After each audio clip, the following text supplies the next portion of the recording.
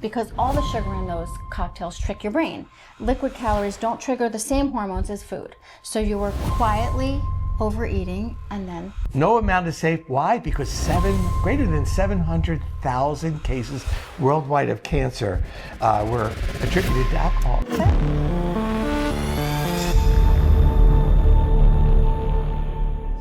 Alcohol, is any amount safe? You know, Phil, for years we've been told that having a glass of wine at dinner is heart healthy and is safe, and one glass of alcohol for women, maybe 1 to 2 for men, is moderate in intake. That's what basically has always been for many, many years. Considered safe. And is considered safe. For the past 7 years, ladies and gentlemen, several large studies have taken this notion and turned it on its end. And by the way, don't kill the messenger, because we're like the bearer of bad news. This is true. This is true. We're just trying to keep you healthy. What's even more amazing lately is so that alcohol overall is down by about 50%. Even more astounding, consumption is down by 50% overall, especially in Americans.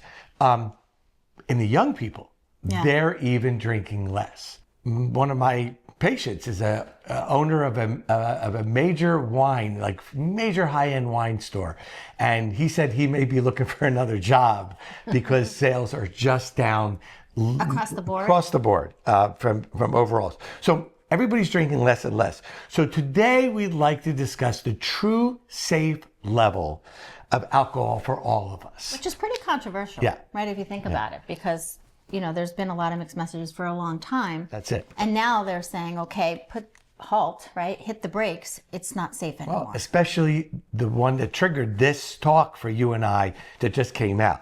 But let's go back. 2018, we've known at that point about the safety of alcohol intake. 2018, the global burden of disease, that was like 2.8 to 3 million people.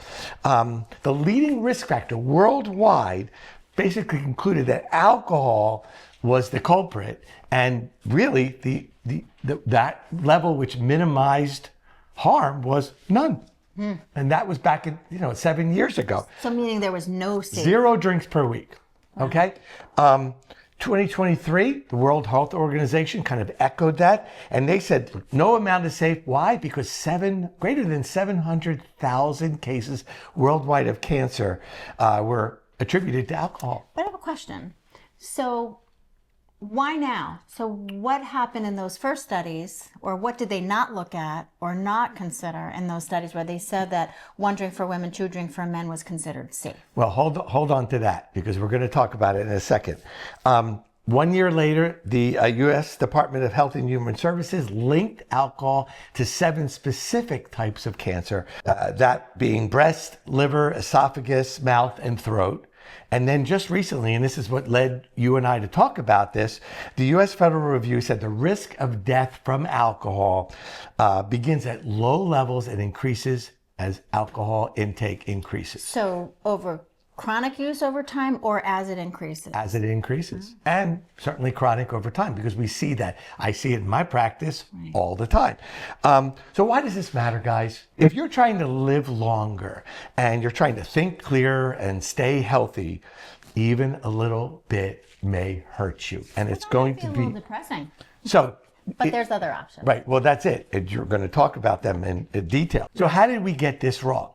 And that was the question you just asked. Yeah. And we'll be right back to answer that question just after this. Are you frustrated with diets that overpromise and underdeliver? Are you struggling with food confusion? Hi, my name's Philippa Bevington. I am a registered dietitian and integrative health coach. And I know food because for years I too struggled with my health until I cracked the food code and created a sustainable nutrition program. And today I'm sharing those tools with you. As an integrative and interventional cardiologist for nearly 30 years, I've seen firsthand what poor nutrition does to bad health and diseases in my patients. I'm Dr. Scott, and this is why I'm so excited to partner with Philippa at philknowsfood.com and the 30-day reboot program. It simplifies nutrition, empowers you to make better choices, and transforms your health. Whether you're looking to improve your heart health, lose weight, or just feel better in your own skin, Phil's 30-day reboot and cracking the food code can help you create a sustainable program that works for you. This isn't just about food on your plate. It's about your overall health and well-being. So let's take the first step in your journey together. The big deal is that many studies claiming alcohol is heart healthy were funded by alcohol companies, the beverage distributors, all these commercials targeting young people, especially about, all these drinks. I mean, my God, it started even when I was younger, and you had the wine coolers and how cool that was. And then it's not cool. But then you started with the whole White Claws and the High Noons and all of those specifics, but targeting. Because they're a cost-effective approach to alcohol too, especially for a younger population. So it all boils down to what I call the French paradox. Okay, because I'm sitting there in Paris in the early 1990s, watching everyone, not with you, watching everyone.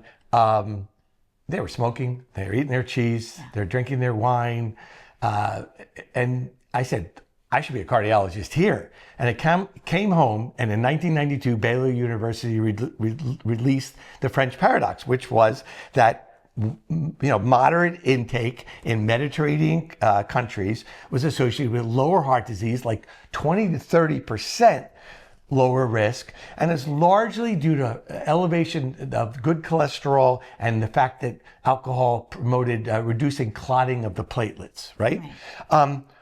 When this was reevaluated and they removed what's called a confounders, diet. What are confounders? Okay, explain that. The confounding variables were like diet and exercise, the social status, the financial status. When they removed these, for every increase in alcohol intake, blood pressure rose, rhythm problems occurred, heart failure, stroke, and cancers. So that's the French paradox, okay? Yeah. It sounded great, but when you really look at it, when the dust settles, it's not that great. Let's just talk science real quick before we get to our alternatives. But I have a question. Sure. So it's not a question, because I know that people are going to ask this question. So you have the French paradox, but we hear a lot about the blue zones, right? And the blue zones are those countries around the world where people live very healthy lives to be centurions and older, meaning over 100, and really still very active in their communities, working, etc. And they drink wine every day. Yeah. And yet they live to be 100.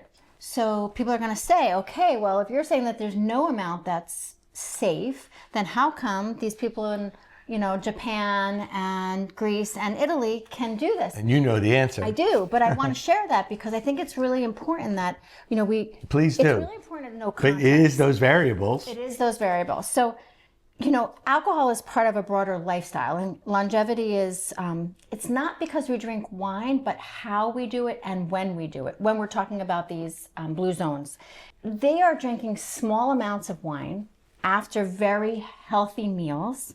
They are not binge drinking. They are not consuming sugar. And they start at young ages. They start at younger ages. They're also drinking very organic wine, so there's not a lot of, pesticides and other things in there. Or local alcohol, which is not very popular, but like there's no additives. It's unfiltered. There's no additives. Exactly. And they're drinking in very social, joyful events, right? They're not using alcohol as a crutch for depression or sadness and things like that. And the primary key is that they are eating an anti-inflammatory diet, and you're going to hear us talk about that all the time. But they're exercising more. They have so much. They exercise well into their, being 100. So they're not going to do a HIIT class, but they are walking everywhere, and they're just more their movement. And so it's really important to know that yes, alcohol, there may be no safe amounts based on studies, but there are other factors that play a role in this. Yes, there are, and that's exactly it. I'm not saying it's okay to go drink a glass of wine every night. I'm saying that there are very specific conditions, but they do play a role in how alcohol affects your body. And I think we really have to look at that. So let's just talk a little science here. Not too much. My Mr. Wizard science. Imagine your body is like a beautiful house. Basically, when you're drinking alcohol, think of it like termites, and they eat away at your foundation. So it damages your gastrointestinal tract. That's your liver, your esophagus, your stomach, and your pancreas. It can weaken your heart, and it's like termites chewing through the structure, the beams. And then it can change your brain chemistry, and that's like termites chewing through your wiring. Okay? So what did we end up with in terms of the direct toxic effect of drinking too much alcohol? Well, the heart muscle can be directly affected from depleting certain minerals and vitamins, and we end up with a weakened, enlarged heart. We call it alcoholic cardiomyopathy, and that's direct. And indirectly, we get rhythm problems, fast heart rates, and that burns the heart out, atrial fibrillation, something called holiday heart syndrome. We're going to start seeing this from Thanksgiving to New Year's, more and more in the emergency rooms. And, that's how we end up getting a stroke from the irregular rhythms. And then, of course, there's direct effects on the brain through inflammation. He's a bundle of fun at parties. Yeah. And then you've talked about this before, oxidative stress. Yeah. So it's like, think rust on the brain, okay? Rust on the brain wiring, as we said when we were talking about the house. So the brain shrinks and we get strokes, and ultimately we can get dementia from this. Yeah. So it leads one to think that if alcohol were just invented today, would it be legal? Or would there be a warning label like you see now with cigarettes? Yeah. It's very interesting to think about it. So let's get to work. Let's talk about what we need to do to stay healthy and what people thought was in wine that was making them healthy. Well, at the end of the day, it's the lifestyle, not the wine, that makes us healthy. Exactly. That's the blue zone. Right. So let's talk about polyphenols, right? Those are colorful plant-based medicines that keep your gut, your heart, and your brain healthy. It's kind of like bodyguards for your cells. So how much of these polyphenols do we need a day? We know that anywhere from 500 to 800 milligrams is kind of like the standard, the minimal amount, I should say, not the standard.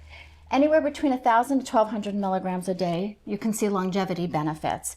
And the blue zones, because we talked about those, they consume between 1,200 and 2,000 milligrams of polyphenols a day. So when we look at red wine, right, because that's what they said you were getting from the benefit from red wine. Resveratrol. Right, these polyphenols in red wine, one 5-ounce glass has about 100 to 300 milligrams of polyphenols, right? So if we're going to, we still need those. We still need those compounds in our bodies. So if we're going to take away the red wine, we have to know how to replace that naturally.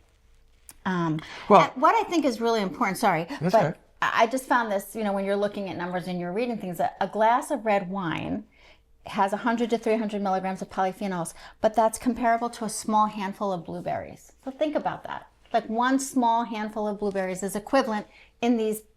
What about just eating grapes? Or eating grapes, but blueberries actually are more concentrated. I think all berries have the most, so right? We can say that, yes, some, but we can say that drinking alcohol, yes, will give me polyphenols, and that's why I'm going to do it. But we have to remember that it also creates oxidative stress and stress on the liver and the brain. Everywhere. You will need 5 to 10 glasses of red wine to match the amount of polyphenols in 1 cup. No, we're not talking a little handful. 1 cup of blueberries, which I think is pretty incredible. I eat them every morning. Try it. It's really good for you. And there's she does, by the way. Polyphenols you can be, in other things like olive oil and green tea and berries, vegetables like artichokes and spinach. We're going to put a list of foods that are high in polyphenol content, so we're not going to go through them all. But this is what I'd like you to target. If you can do these targets or meet these in a given week, you will meet your polyphenol intake. If we're looking at 1,200 milligrams, right? If we want to be like the blue zones and we want to really impact ourselves and be centurions, we want to reach 2 to 3 cups of colorful produce, 2 cups of tea or coffee, 2 to 3 teaspoons of herbs and spices, 2 tablespoons of extra virgin olive oil, and 1 ounce, which is my favorite, of dark chocolate a day. If you can do that, you will meet the same amount of polyphenols that the blue zones. We talk a lot about red wine, but there's a lot of other alcoholic beverages out there, particularly highly sugary beverages, sugary drinks, all kinds of cocktails. But we really want to avoid those more than anything because all the sugar in those cocktails trick your brain. Liquid calories don't trigger the same hormones as food. So you are quietly overeating and then weight gain. So it's not just because they taste good, which they do, but unfortunately it does give you a double whammy in terms of negative health benefits. And not only that, the alcohol and the sugar disrupts your gut microbiome. The excess sugar feeds the harmful bacteria that we have in our gut and lets them proliferate or grow, and we really want to, avoid that. The other thing with sugary drinks, especially for women, especially postmenopausal women, it really does impair your sleep. So that's just a whole nother reason why we want to watch. But there is some good news. There are a lot of options out there, a lot of mocktails, a lot of things that you can do where you still can enjoy being social. Because I think as creatures, we're very social, and a lot of our activities revolve around having alcohol, right? And so when you're out in a social environment, if everyone is drinking, sometimes it can be really hard to not want to grab that glass of wine or grab that sugary, beautiful mojito or something just to be part of the group. So here there are a handful of different types of drinks that we call that have adaptogens in them. And if you go on the Phil Knows Food website, we have a whole blog on all the different types of adaptogens. What is an adaptogen? In drinks. Things that help enhance your immune system. Okay. To just make it super simple. I am drinking one of my favorites right here because it feels fancy and it tastes good and it's low in sugar, and I put a nice highball ice cube in there, and if I had some, which I didn't today, but I would garnish it with, for this particular one, an orange slice or some fresh herbs. And so there's a lot of things that you can do, and a lot of bars now are really catering to low sugar mocktail drinks, or you have a wide array. One of the things I really like to do just really quickly is, if you're not doing one of these, we talk a lot about drinking electrolytes. Yeah. And really avoiding sugar content. And there's a lot of great flavored seltzers that you now can buy in every different flavor, and add your favorite electrolyte into it. Throw in a big ice cube and some fancy sprig in there, rosemary sprig or whatever your flavor is, and you have a really fancy cocktail that tastes great. It doesn't have the alcohol in it, but it also doesn't give you the negative effects. Sounds good. And we should maybe put a list up as well about some of your favorite recommendations of which ones. I think that's a great idea. We do have that on the website as well. Cool. Well, So winding up, what happens if you actually abstain from alcohol for about 2 to 3 weeks, as we do in your 30-day reboot? Yeah. I did it, and I can tell you what happens. But scientifically, you're going to reduce inflammation, especially in your brain. Your blood pressure is going to go down. Your sugar is going to go down. Your weight's going to go down. I mean, you really have clarity from that standpoint. And magically, your addiction to alcohol you break that addiction. You really do. You just don't enjoy it the way you used to. Yeah. And I can personally say that having and done a lot the program. of that is the sugar.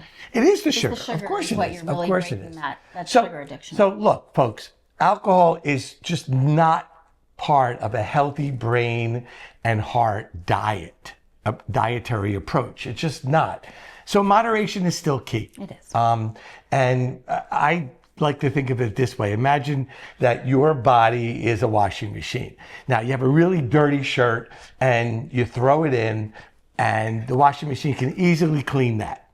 That's great. But what if you have an entire dirty load and you're throwing it in every single day? Eventually it's going to break down. And so your liver, right, is your washing machine. That's your liver. In this particular. Okay? So that's something to think about, because I have patients that, I have a bottle of wine. I have a 6-pack. Well, Tom, you just had a I just had a patient like that, and everything was bad. And I said, did you think maybe that's a little too much? Well, he said, do you drink? And he says, little, on occasion. And then how much? A bottle or a 6-pack. So it's all relative. It's all relative. Right? So moderation is key. That Maytag's going to break down. That Maytag is gonna So break down. thank you so much for joining us. And if you really enjoyed this show, please like it and share it with at least one person. We'd love for you to be able to bring somebody else into the Phil and Dr. Scott Unfiltered world. Absolutely subscribe to our channel to get further updates on our next podcast, which comes out at the beginning of every week. And remember, folks, what you're avoiding today It's costing you tomorrow. So together, let's get to work. Hi, I'm Philippa Bevington, registered dietitian and integrative wellness specialist, and I am the creator of Phil Knows Food and the author of Cracking the Food Code. Hi, I'm Dr. Scott. I've spent 30 years in the cardiac cath lab, and I am sick and tired of seeing preventable diseases not prevented.